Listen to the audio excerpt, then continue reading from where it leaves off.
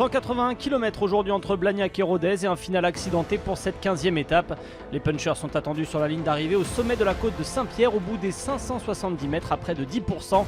La même où en 2015 Greg Van Avermaet s'était émancipé de la domination de Peter Sagan qui sera lui le grand absent du final aujourd'hui.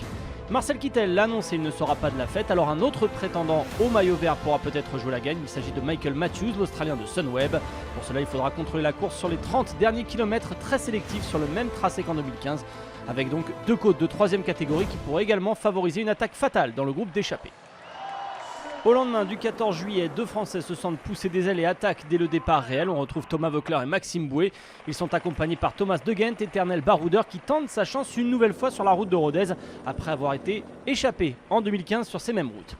Avec eux, Tim Rosen de la Lotto Jumbo et le coureur de la Katusha, Reto Hollenstein, qui après 15 km de chasse-patate rentre dans ce groupe d'échappés. Avance maximale pour ce groupe, 3 minutes. Le peloton emmené par les BMC de Van Avermaet et les Sunweb de Matthews contrôle l'écart.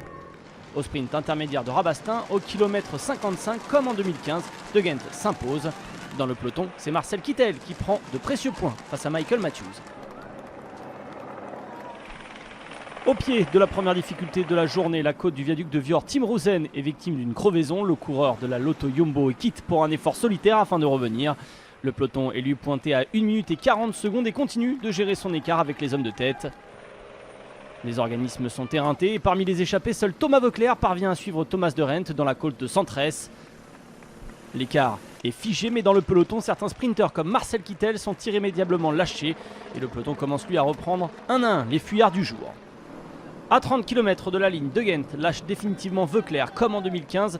Le Belge cherche à rallier Rodez en solitaire, mais une nouvelle fois, il va échouer.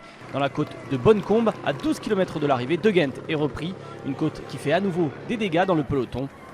Un groupe tente alors de partir en contre-attaque. Lamerting de la Katusha initie cette échappée en compagnie de Perrichon, Caruso et Arndt. Une tentative vaine pour ces 4 hommes. L'explication aura bien lieu dans la dernière côte entre punchers.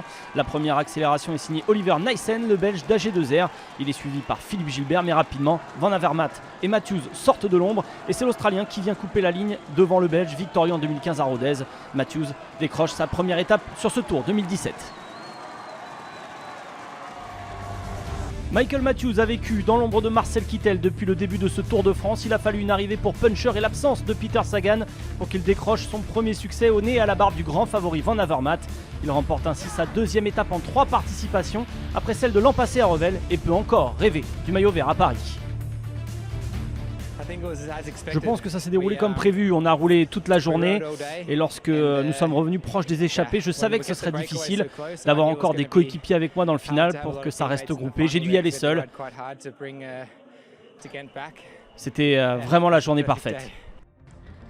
Michael Matthews s'impose donc à Rodez devant Van Avermaet, Boissenhagen et Philippe Gilbert. Christopher Froome lui coupe la ligne en 7e position et reprend du temps à Fabien Harou et Romain Bardet piégés dans le final. Au général, Froome est à nouveau en jaune devant Harou. Bardet reste 3e mais a concédé 4 secondes aux Britanniques. Il voit revenir un peu plus près Uran qui a lui terminé dans le même temps que Froome. Demain, nouvelle étape pour les baroudeurs dans le massif central vers le Puy-en-Velay. Avant la journée de repos, on devrait avoir une course de mouvement loin des favoris. 2 grimpeurs de première catégorie au menu. Ils se trouvent en début et en fin d'étape. Un parcours accidenté à travers l'Aubrac qu'apprécieront les coureurs qui n'ont pas encore trouvé l'ouverture et qui ne sont pas friands de sprint massif.